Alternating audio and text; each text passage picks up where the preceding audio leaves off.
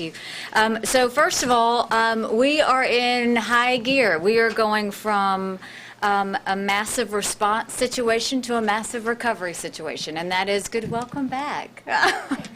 And that is good news for South Carolina. So a lot of work to be done. If we thought we worked last week, we're working double time this week because we want to get things going. And what this team wants to make sure we do is we look at all the things that are good, and then we want to look at all the things that need to be repaired and moved back and move quickly. So let's talk about some good things. No county closings today, no port issues, no power issues, no hospital issues, as all of them are stable, no pipeline issues, no airport issues, no transit issues. All of our transits are now up and running. That's great news from last week. All health clinics are fully operational, and no additional fatalities. We are holding at 19.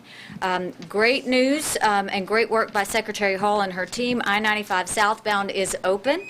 All exits are available. We now have 9 disaster recovery centers that are going to be open today. 1 in Clarendon, 2 in Lexington, 2 in Richland, 1 in Orangeburg, and 1 in Sumter. And then today we're adding 1 in Kershaw and I guess in Florence. Thank you. Today is Kershaw and Florence, and then we'll be opening 2 more tomorrow. So as those open up, we will continue to provide you with that information as that becomes available. Our focus now is very much counties reducing the number of people in shelters, which is us making sure that they have good permanent housing and good permanent placement and where they're going to go. So we're going to be working on that all this week. We now currently have 10 shelters open with 304 occupants that are still in them. The status of our DOT, we have 322 closures. That includes 98 bridges. 95 northbound, we are placing concrete in voids around the foundation.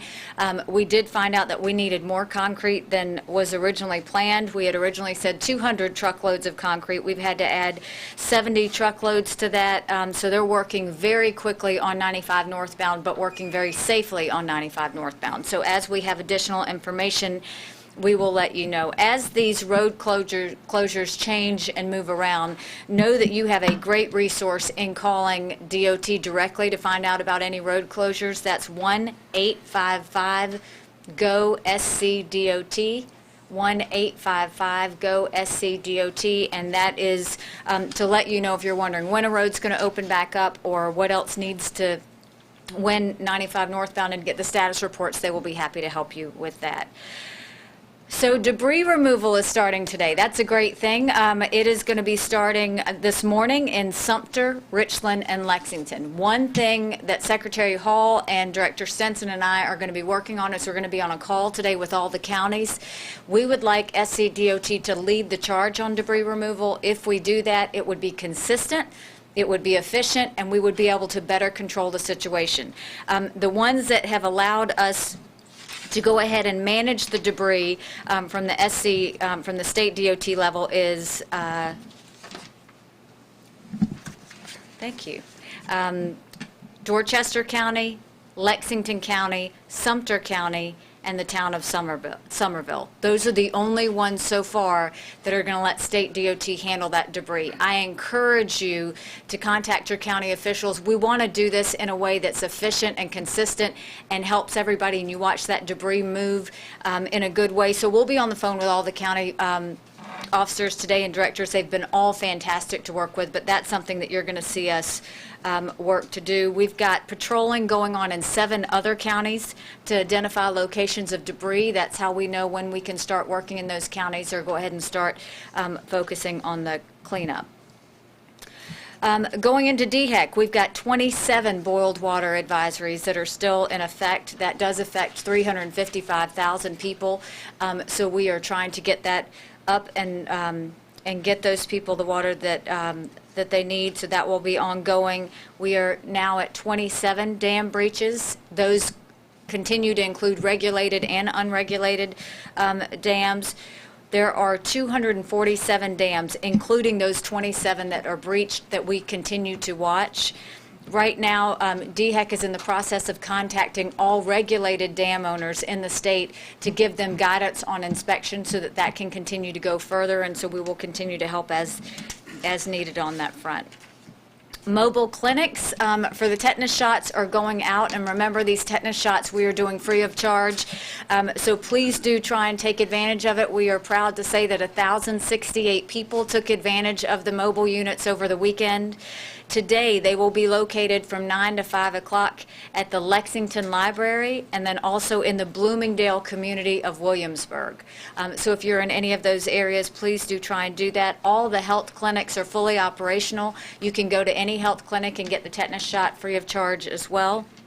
We want to remind you also that DHEC is checking for well water. So if you have a private well, they can do up to 2,000 samples a day. We are waiving all of those charges as well. So please do make sure that you take your samples in to check the well water as we go forward.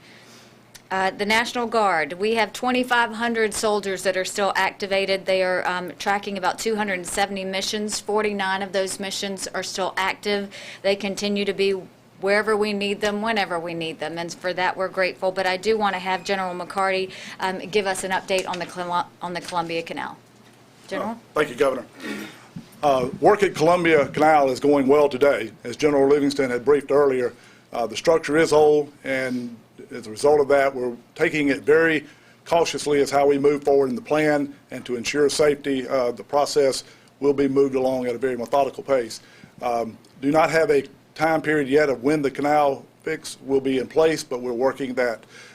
Just on the good news side, the storage tanks at the canal that the City of Columbia uses for its holding capacity are full at this time, so that allows us some flexibility there to work the process, as we identify in a very cautious way. Thank you.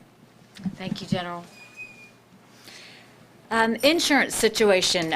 So Director Farmer and his insurance team have hit high gear as they are working on claims. They have brought in, and I'm so excited to hear it, they brought in 503 emergency adjusters, and that is in addition to the 2,800 that we already have in place. So that is going to make a big difference on trying to get our claims moving faster and to make sure that you're getting the information that you need.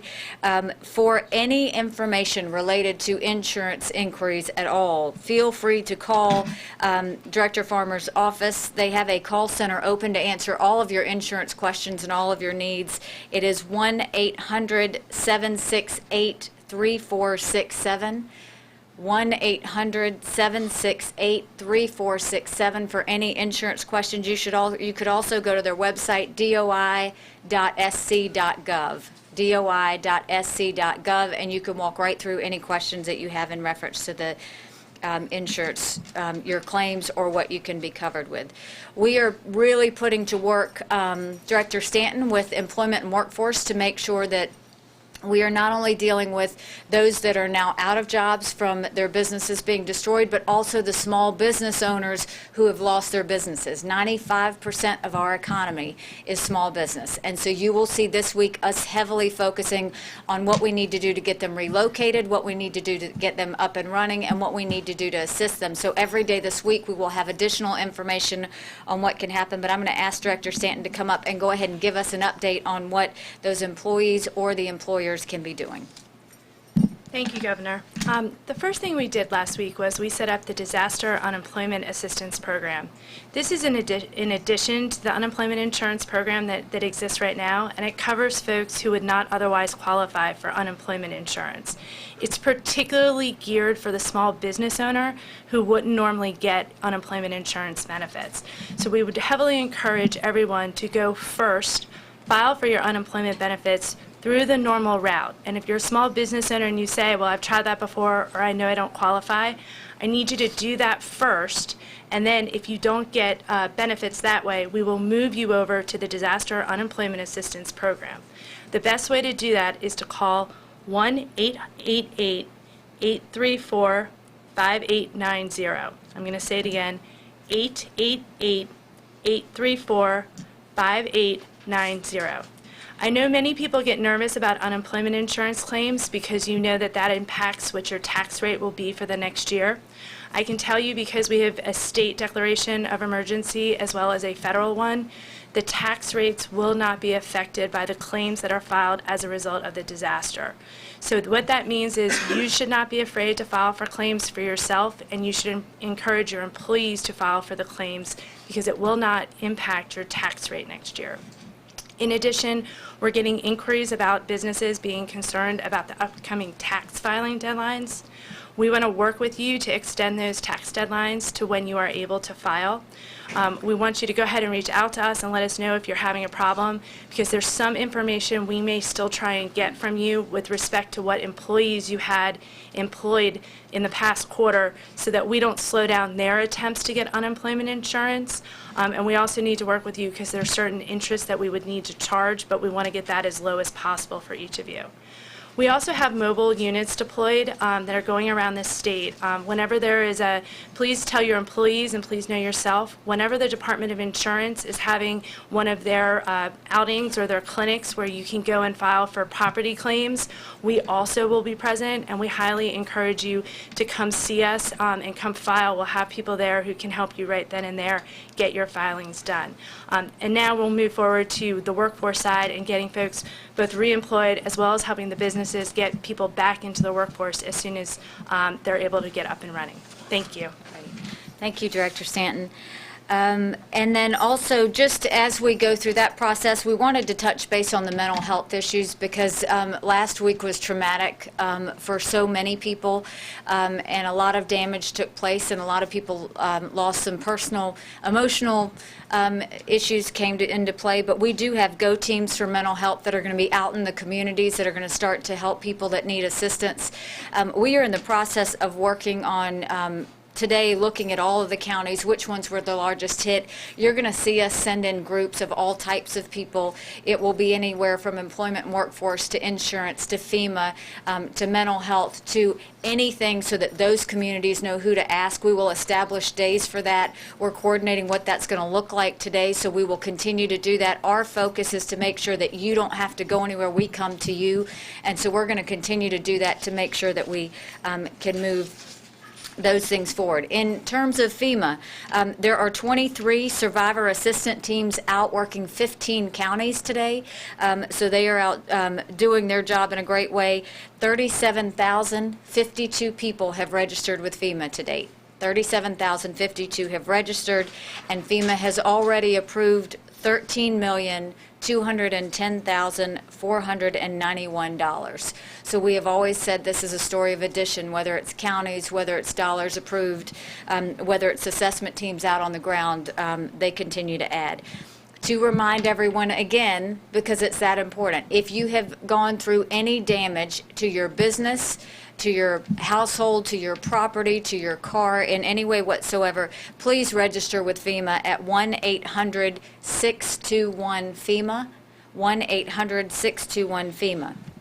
An issue that has happened that we want to remind people, if you get a letter and it's a denial letter, before you crumple it up and get mad, read down to the bottom of the letter, because you will find out that sometimes the only reason the denial is there is they just need a signature, or they need an additional piece of paper, or they need a number. So please don't be quick to dismiss the denial letter. A lot of times it's just small things they need in order to approve it. So do take that seriously when you get those letters, and read all the way to the bottom. We have just some groups. Again, we have a lot of people, and we encourage people to still give and to still be generous with their time and their resources. What we do want to do is let you know that our team went to Harvest Hope and worked last week and got some needed frustration and energy out by helping some families in need, and we went to Harvest Hope Food Bank. To date, they have given 636,000 meals to date. There are some things that they need in particular that they are running out of. And these are not just Columbia communities. They're going out throughout the state. They need diapers, formula, wet wipes, anything related to what a baby will need, not food, but formula. They need peanut butter. They are running out of peanut butter as well. And they are now asking for teams teams of 20 to 25 people that will be led by one leader. They want you to call. They need to speak with the leader in particular, but they want to send you out across the state to work a food pantry in certain areas. So if you are interested in being a team leader that will guide 20 to 25 people out to work a food pantry, that number is 1-803-254-4432, extension 1113. That's 803-254-4432, extension 1113. Salvation Army has given over 34,000 meals, and we have 20 mobile units out and about. The United Way is our star of the week. If anybody wants to give resources, give it to the United Way, because they have partnered with South Carolina in a massive way. If you are in need for anything, no matter how small or how large, we had an apartment complex that needed some things for several residents, call 211. When you call 211, they are there to get your immediate needs to you, but you can also call 211 if you want to give resources or if you want to give time. The United Way will partner up those needs with people who want to give, and it's a great way to do that. So please do call 211 in order to do that. And if you are a business that wants to give, or if you have something that you want to give in bulk, or if you want to know which organization you would best partner with, our donation line for South Carolina is 888-585-9843. 888-585-9843, and they will help coordinate you with the organization that would best work for you and your group of people that want to donate, whether it's time or resources. So what I will tell you is we're moving. We're in gear. We were hands on deck for response last week. We are hands on deck for recovery and restoration this week. Everybody is ready.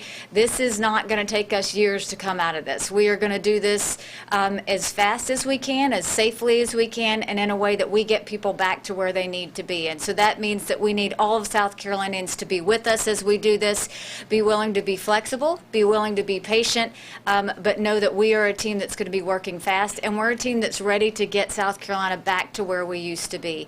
But with that, I'll remind just all of our media that I do have Director Farmer from Department of Insurance. I do have Director Stanton with Employment and Workforce, which we have not had before. So if you need information from any of them to answer your questions, they're here as well.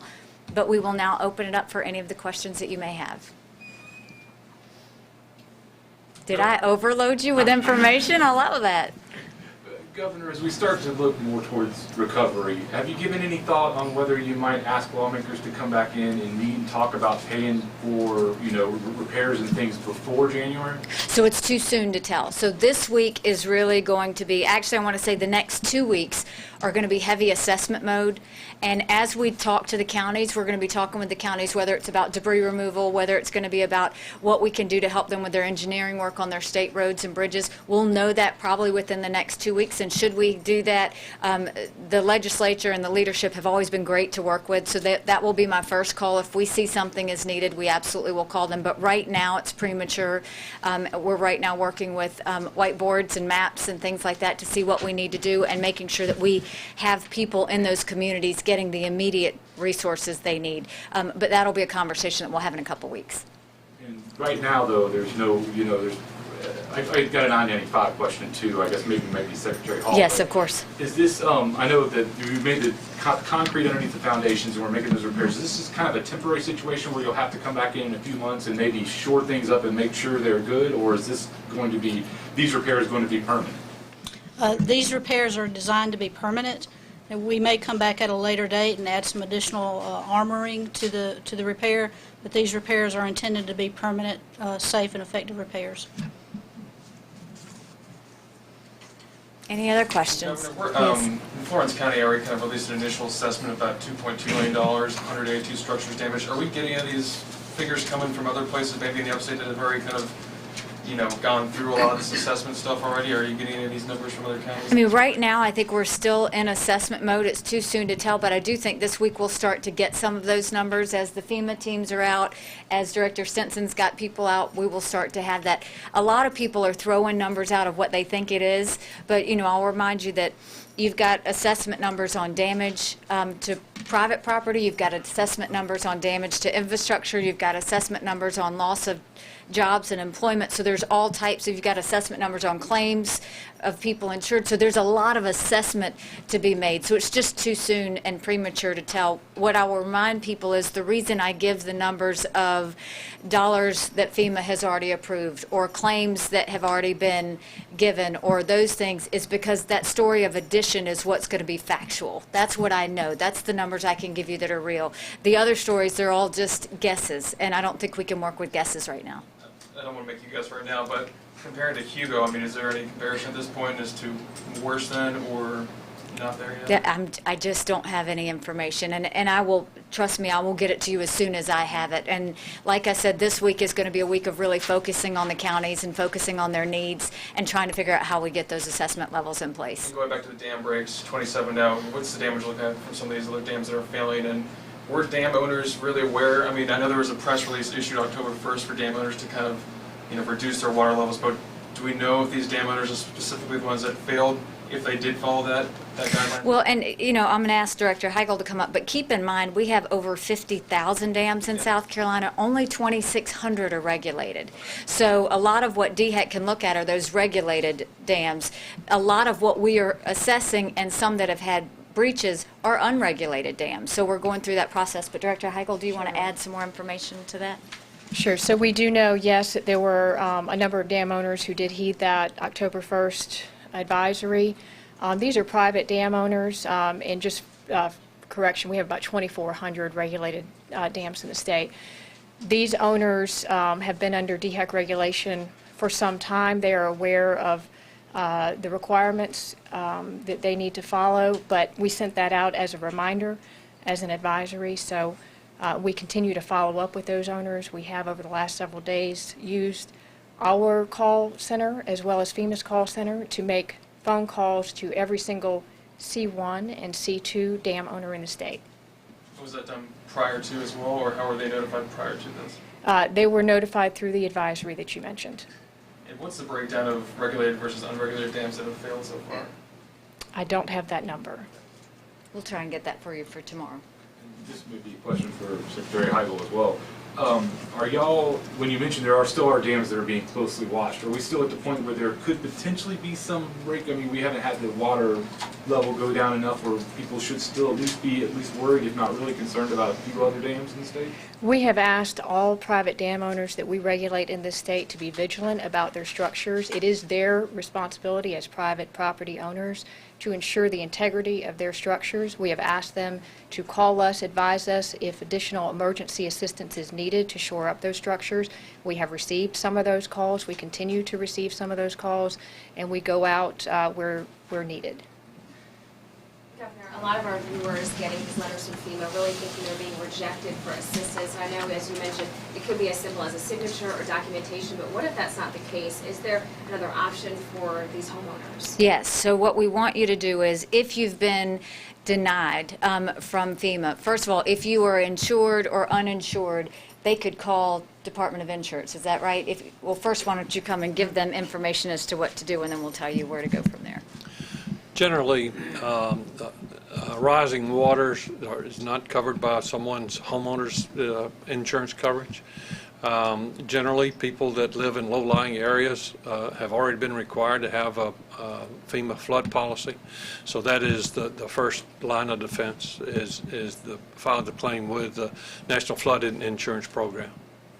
So just to be specific, if you filed with FEMA and you don't qualify, look at your insurance policy and call the Department of Insurance and see whether you are covered under that or not. Mike, do you want to add something from the FEMA standpoint as well? Yes, ma'am. Thank you, Governor. I would just add that if anyone has any question at all concerning a letter that they may receive from FEMA, they can call the 1-800-621-FEMA line and have their questions answered. They can also go to the disaster recovery centers that we're establishing throughout the communities. That's where I would start with that. Yes, ma'am. Thank you. And the point of the disaster recovery centers is it's a one-stop shop. So when those things happen, know that there's a place you can go to get the answers you need, whether it's job-related, whether it's insurance-related, whether it's FEMA-related. Our job is to make sure we're answering as many questions for as many people as we can, and that we're doing it close to where they live. So that's going to be our goal, is to make sure that we've got our groups going out to these communities to help them get the recovery that they need. Any other questions? All right, we're back to work. Thank you.